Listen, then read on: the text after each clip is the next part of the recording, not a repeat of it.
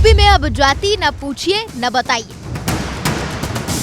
FIR arrest memo में भी नहीं होगी जाति। जाति आधारित रैलियों पर रहेगी रोक।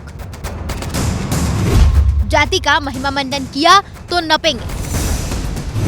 जाति पर नफरत फैलाई तो भी गिरेंगे।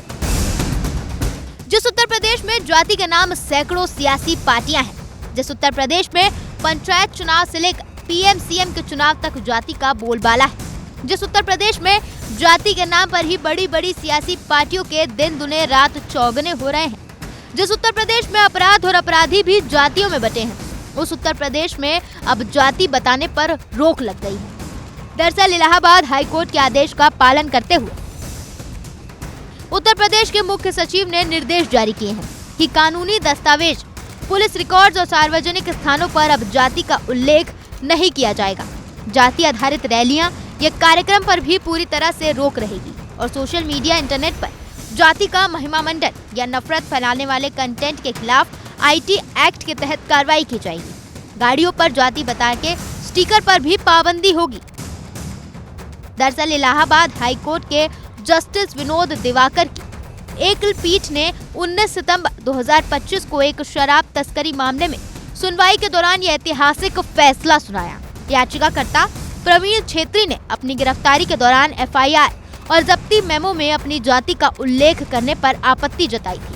कोर्ट ने इसे संवैधानिक नैतिकता के विरुद्ध बताते हुए कहा कि जाति का महिमा मंडन एंटी नेशनल है।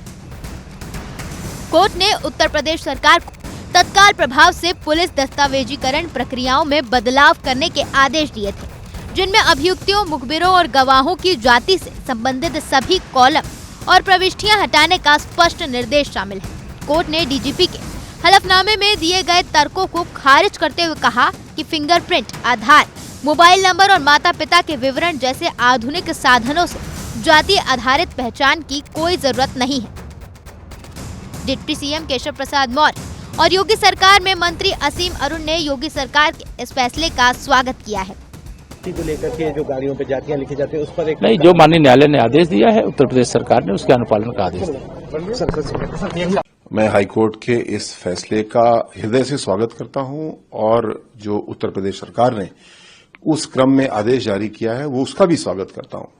ये आदेश, ये कार्य पद्धति समाज को आगे ले जाने वाली है और जब हम विकसित भारत की बात करते हैं तो हम सबको केवल आर्थिक विकास की ही चिंता नहीं है, हमको ये भी देखना है कि किसी प्रकार का कोई भेदभाव समाज में ना बचे।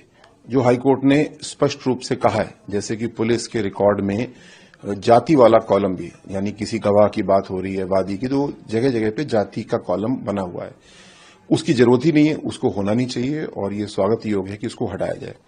हाँ, कुछ जगहों पे आवश्यकता हो सकती है, जैसे कि अगर अनुसूचित जाति जनजाति अधिनियम के तहत कोई व्यक्ति पीड़ित है तो उसको प्रताड़ित करने वाला, उसके साथ मारपीट करने वाला व्यक्ति अगर वो उसी की जाति का है तो अलग धारा बनती है और अगर वो किसी और जाति का तो अलग धारा बनती है। ऐसे स्थानों को, ऐसे मुकदमों को छोड़ करके ये बहुत ही स्वागत योग्य है कि जाति का उल्लेख अब पूरी तरीके से बंद किया है। सरकार का फैसला है तो सत्ताधारी दलों से जुड़े नेताओं का स्वागत करना स्वाभाविक है, लेकिन असली लड़ाई तब शुरू होगी जब विपक्ष इस फैसले को लेकर अपनी प्रतिक्रिया जाहिर करेगा, क्योंकि जिस सूबे से जाति के नाम पर ही सब कुछ होता है, वहां जाति की पहचान छुपाना देखिए किस किस को रास नहीं आता है।